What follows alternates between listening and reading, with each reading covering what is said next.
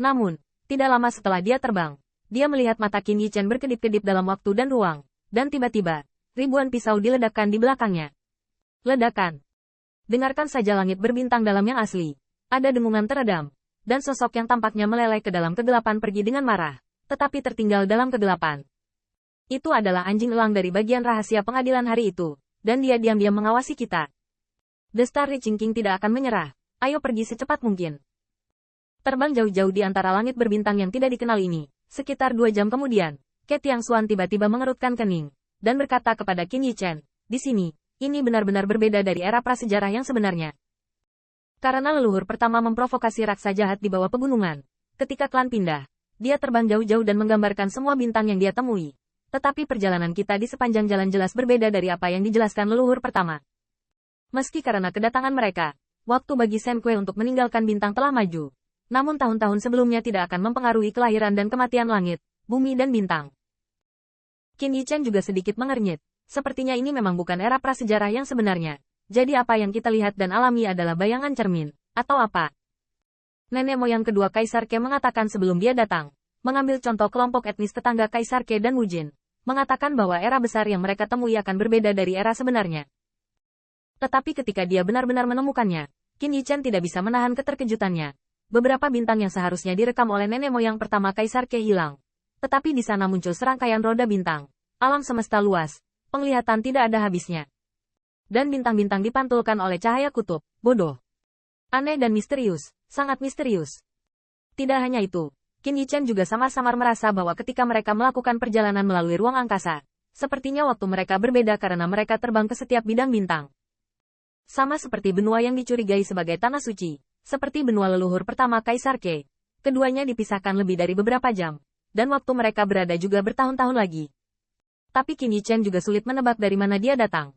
Lagi pula, tidak ada yang bisa dirujuk di langit berbintang yang luas. Dia hanya khawatir tentang apakah dia dapat menemukan naga sejati dan leluhur dari saudara dan saudari Sifang, dan apa yang akan terjadi ketika mereka menemukan mereka. Umur berapa? Itu tidak akan terjadi. Selama rentang keretakan ruang waktu ini cukup besar. Lagi pula dari era primordial, ras kita telah mengalami seluruh zaman kejayaan. Qin Yichen berpikir seperti ini, tetapi melihat Shen Kue tiba-tiba mengerutkan kening, seolah menyengat, dan berhenti bergerak. Leluhur pertama, ada apa? Tanda seru. Qin Yichen dengan cepat melihat ke belakang dan menemukan bahwa tidak hanya para dewa, tetapi juga leluhur dari klan Dike. Perasaan yang diberikannya pada mereka saat ini adalah seperti ruang bintang ini dengan jarum halus yang tak terhitung jumlahnya. Itu menyakitkan mereka, membuat mereka berdiri di sini. Semua merasa tidak sakit. Perbandingan. Leluhur pertama, ada apa denganmu? Nenek moyang kedua Kaisar Ke bergegas maju, tetapi melihat kepanikan Shen Ke, saya tidak tahu. Hanya merasa bahwa langit berbintang ini sepertinya tidak dapat menampung kita dan akan menelan kita. Nenek moyang kedua Kaisar Ke waspada lagi, dan mereka mengira mereka telah membobol bidang bintang yang menakutkan. Tetapi mereka berdiri dalam keadaan linglung untuk waktu yang lama, dan mereka tidak dapat merasakan keanehan.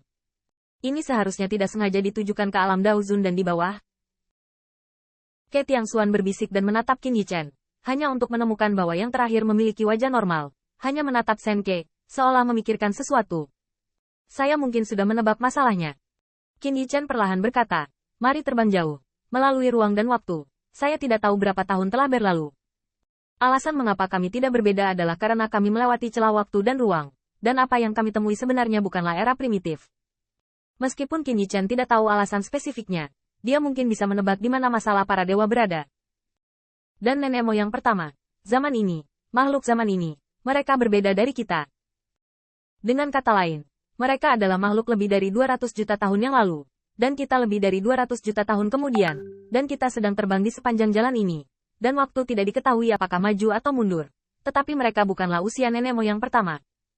Segera, Qin Yichen melihat leluhur kedua Kaisar Ke, leluhur tua, kehidupan leluhur pertama, mungkin. Ke Tiangxuan berpikir sejenak, seharusnya sekitar 6 juta tahun. Menurut catatan keluarga Kaisar Ke, Shen Ke akhirnya menyadari tepi alam Daohua. Tetapi sayangnya, tubuh fisik dan berbagai kekuatan supernatural miliknya secara alami tidak memiliki generasi mendatang.